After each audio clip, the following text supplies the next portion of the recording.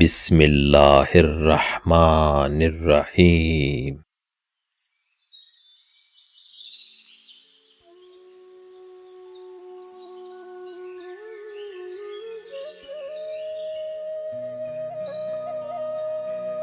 ایک شخص حضور اکرم صلی اللہ علیہ وآلہ وسلم کی خدمت میں حاضر ہوا۔ یا رسول اللہ، میں نے ایک بہت بڑا گناہ کیا ہے، کیا میری توبہ قبول ہوگی؟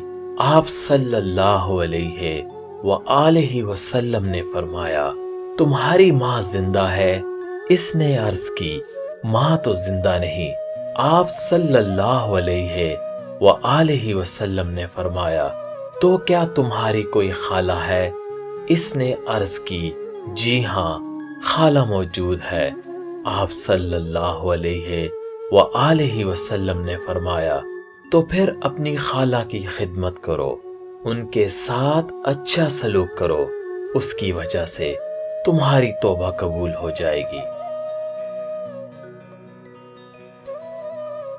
خالہ ماں کے قائم مقام ہوتی ہے۔